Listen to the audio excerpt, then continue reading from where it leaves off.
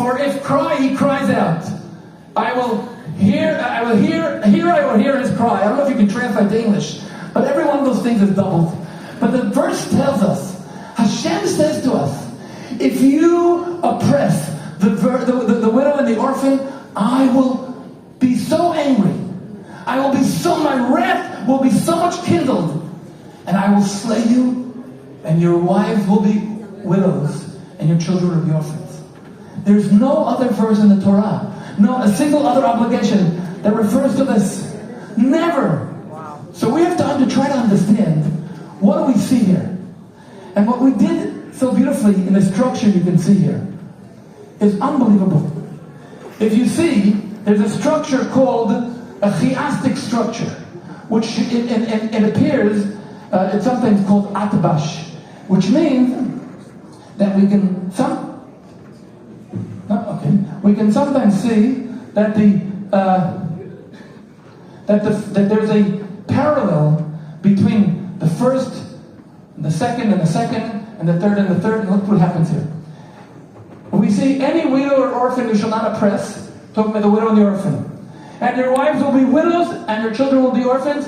So the orphan and the widow are mentioned here, and they're mentioned here. Then we have, if you oppress him, my wrath will be kindled, and I will slay you.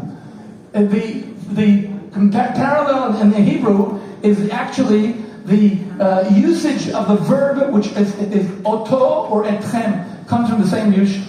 Finally, for if he cries out, I will surely hear his cry. Again, we have two verses that are talking about the cry. Now, let's look carefully what's going on here. We have the first half talks about actions of man. A man shall not oppress a widow and orphan. If you oppress him, if he cries out, these are all manly actions. What does the Bible say? The second half all talks about God. I will surely hear his cry. My wrath will be kindled. When your wife will be and your children will be orphans, meaning Hashem said, I am going to do this. So we have two parts of this verse. That beginning talk about God's activity. The end talks about the first talks about man's activity. The second part talks about Hashem's activity. And it's very interesting, excitingly. Those of you who think you read the Bible and you don't know Hebrew, you guys are missing out on the whole story. For instance, even in this verse has 27, these three verses together have 27 words. 13 and 13, and there's one middle word. Eli. To me.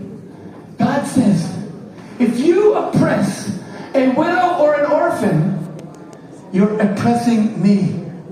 As a matter of fact, unbelievably, we see something very unbelievable. Widow and orphan. Very often when I tell people we have to deal with bringing support to the widow and the orphan, they tell me, oh yes, I support an orphanage in Tanzania. I support an orphanage in the Ukraine. But the Torah never talks about an orphan. It always talks about a widow and an orphan. A widow and an orphan as one unit. So if you oppress him, not the orphan, not the widow, but the unit called a family. We are living in a time where the concept of family is at stake. They're telling you, listen, you don't need a family. You can develop your individual career. What do you need a family for? Guys, the Torah tells us God created man and woman as one. It's one unit. The Torah teaches us that something very powerful. If you look at this parallel, and I had the privilege of studying with Rabbi Foreman last week, and he pointed out to me, B and B are parallel. What does that mean? Hashem is saying to us, if you oppress the widow and the orphan, the familyhood of the widow and the orphan, actually, you're offending the soul of that familyhood. You are like slaying them.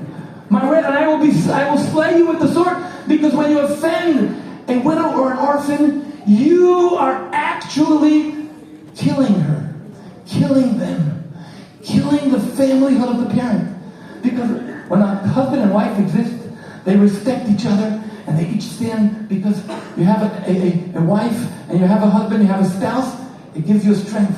And nothing more important for a child to see is a strong parent. The Bible is talking about this unit.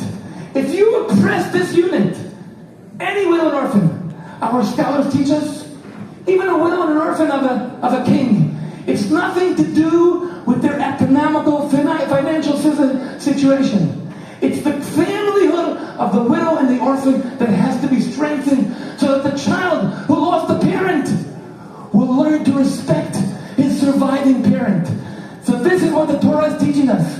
The Torah is teaching us, if you offend, if you oppress a widow and an orphan, you have an issue with me.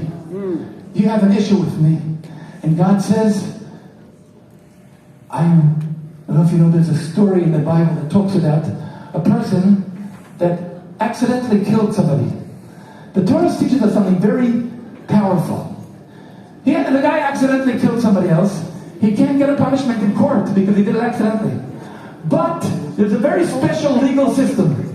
If a family member of that person killed revenges, he's clean. I mean, if a family member sees this person who accidentally killed his family member, he's called a blood redeemer, and we don't say he's permitted to do it, but if he does it, what we do, we build cities so that the murderer accidentally can go there and be in sort of a shelter city.